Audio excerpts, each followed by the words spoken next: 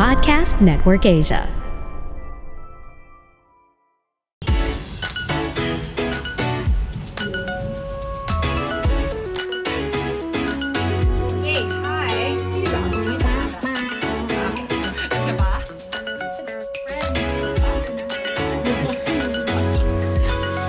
Hi everyone, my name is Venus Ra.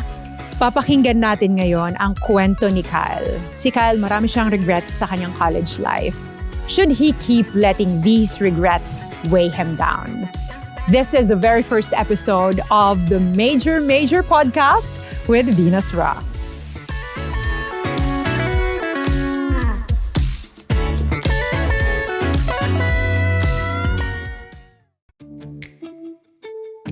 Let's dive into Kyle's story bago tayo magsimula. Jet, ang iPad. Yan. Kasama natin si Jet dito. Thank you. Thank you, Jet. Okay. Let's begin reading Kyle's story. Sabi niya, "Hey, Ate V. It's nice to hear that you have a new platform in the form of a podcast. Excited for you." Aw, thank you, Kyle. By the way, sorry, hindi niya pa pala sasabi yung pangalan niya. Hindi, sinabi ko na kanina sa intro. Okay. Ulit. Okay, let's read the letter. "Hey, Ate V. It's nice to hear that you have a new platform in a form of a podcast. Excited for you. By the way, I'm Kyle." Hi, Kyle. Like majority of the Filipinos, I know that you were our representative in the Miss Universe a few years back and won 4th runner-up. But what caught my interest about you is that you were a scholar in college and you continued your post-grad studies in UP. Magkalapit lang ang college natin. You were from CSWCD and I was from NCPAG. Yes! Nasa likod lang ho yun ng college namin yung NCPAG. Walking distance lang. I used to eat lunch doon sa cafeteria sa college nyo kasi mura at sulit doon. Opo, sobrang mura ng pagkain. At grabe no, Kyle, mga 100 pesos may ulam ka na, may kanin ka na, may drinks ka na, magkakasama na yun at lutong bahay. Sabi ni Kyle, speaking of education, I did not graduate after 4 years. It took me 9 years to wear our coveted sablay. In 2016, I was supposed to graduate already but had to step back because I needed to prioritize my mental health. It took some years from me. But I'm okay now. I graduated last year finally. Pero yung years na nawala, even though I've learned a lot from them, hindi na maibabalik. I missed out on the teenage in the university, quote-unquote, phase na lumabas with friends, pumaparty minsan, eat out or drink, ganon. I also didn't have a serious relationship before. Walang ka-date or whatever. Yung para bang incomplete ang college life ko. Hindi ko na-experience lahat. Now, I'm working as a writer in a production company. It's nice that I'm able to earn from what I'm passionate about. But sometimes, I can't help but wonder or even regret kung kulang ba yung pagkatao ko because I wasn't a normal college student. I was able to graduate naman and now I have a career. But why does it feel like I'm running out of time? Ate V, am I running out of time? Is it too late for me to experience life to the fullest? Thank you for taking the time to read my email. Yours truly, Kyle. Aw, Kyle.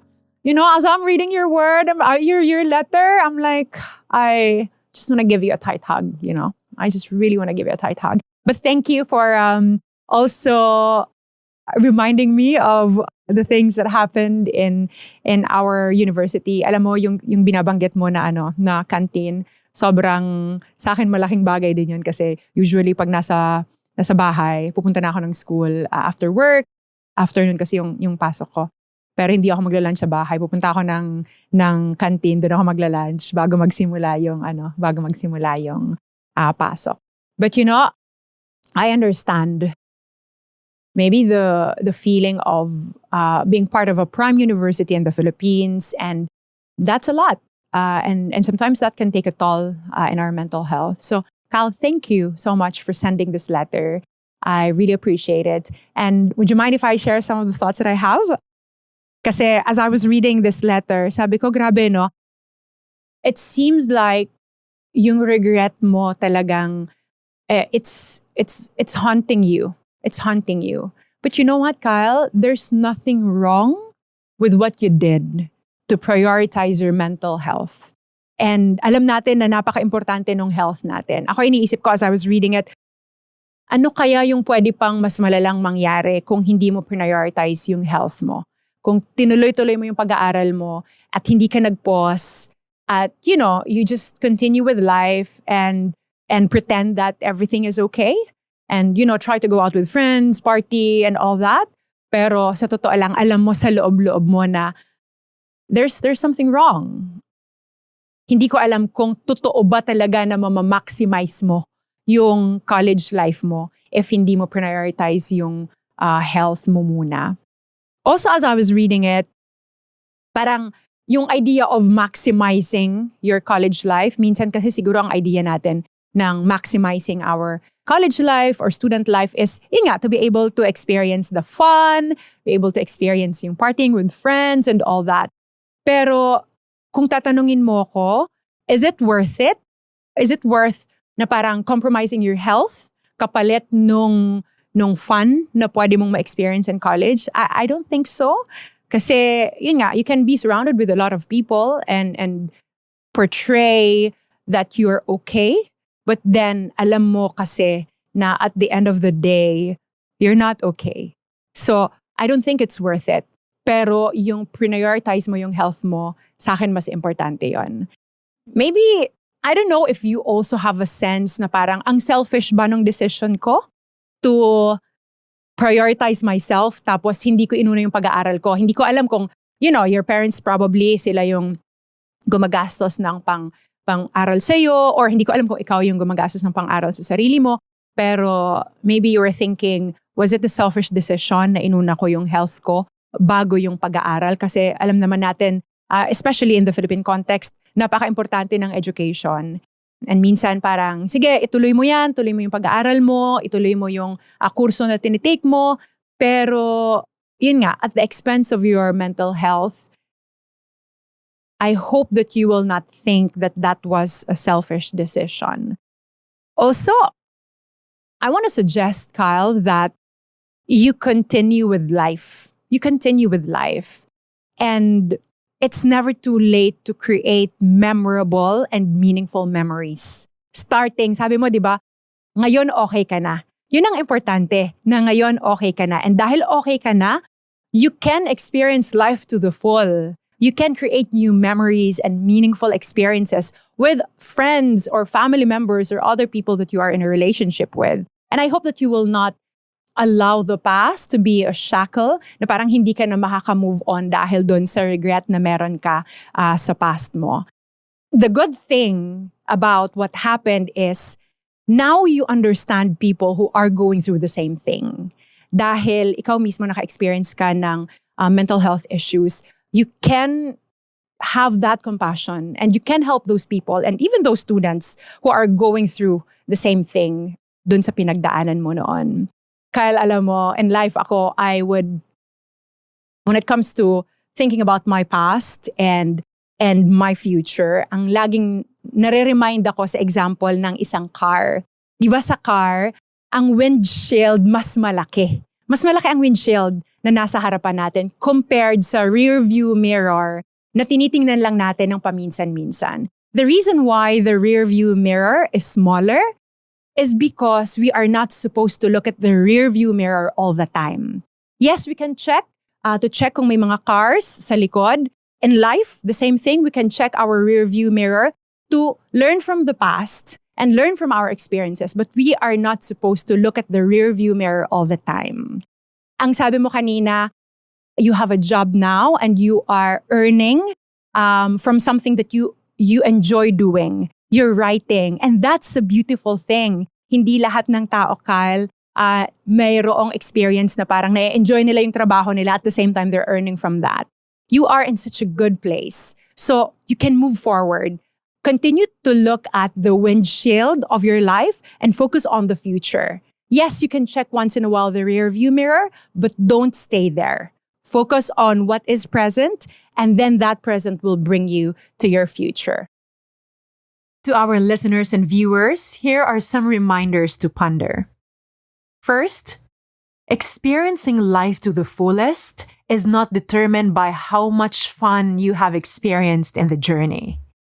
Because reality is, life can be tough at times. Experiencing life to the fullest is determined by how purposeful you have lived your life. Second, our time on earth is limited. Learn to number your days as if today is your last. You will be amazed at how fulfilling life can be. And finally, do not let your past control your future. Learn from the past and use those learnings to become a better person. Instead, entrust your future to God. You can trust Him because He knows exactly what to do with your future. Thank you again, Kyle, for sending your letter. We really appreciate you. And thank you for trusting me and trusting us with your story. And if some of you are here and you're listening to us, you're watching us, alam niyo ho, if you're going through something like this or yung experience ni Kyle, we are posting the number and the link of a page that you can visit because we really encourage you to seek help. Huwag nating iisipin na ayaw nating maka-istorbo ng ibang tao. We're going through something at sinusolo natin yung pinagdadaanan natin. We really encourage all of you, if you are listening to us, to check out this number and also the link so that you can seek help from professionals. Once again, thank you for listening to us. And Kyle, thank you for your letter. And I hope that this will be an encouragement to you. God bless you. All right, guys, before I say goodbye, I just want to say hi to people. First of all, shout out sa ating, ito pala, ang ating iPod guy, that is Jet. Jet, mag-hi ka naman. Yan, perfect. Okay, yan, makikita niyo yan si Jet palagi dito. Siya may-ari ng iPod. Hi to Jet. And also, hi to all the grade 8 students of Davao City National High School. Galing ho kami dyan sa school nila last week. To some of you who are probably not familiar, I'm part of an organization where we minister to the youth. So pupunta ho kami sa iba-ibang mga schools nationwide and meron tayong mga topics na dinidiscuss sa mga students. So hello to all the grade 8 students of Davao City National High School. Maayong buntag, maayong gabi, maayong hapon sa tanan na naadiha sa Davao. Also, sa mga pamangkin ko, lahat ho yung mga pamangkin ko na yan. Hello to Jet. Oy, Jet, pamangkin ko rin si Jet. May pamangkin din akong Jet. Si Jet, si James, si Francis. Marami po sila, 10 sila. Hindi ko na sila iisa-isahin. But yeah, of course, to the Podcast Network Asia crew. Ayan, kasama ho dito ang ating mga kuya. At ayan, marami sila. Charot. Marami silang kamay. Thank you for making this podcast possible. And if you have some stories to share, I'm here to listen. Kindly send us your email at themajorpodcast@gmail.com. And you can also follow me on my socials. Once again, my name is Venus Ra. Till the next episode. Bye, guys.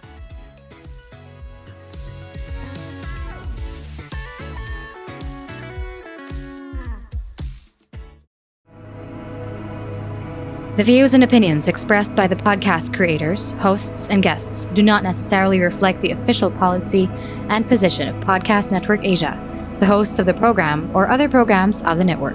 Any content provided by the people on the podcast are of their own opinion and are not intended to malign any religion, ethnic group, club, organization, company, individual, or anyone or anything.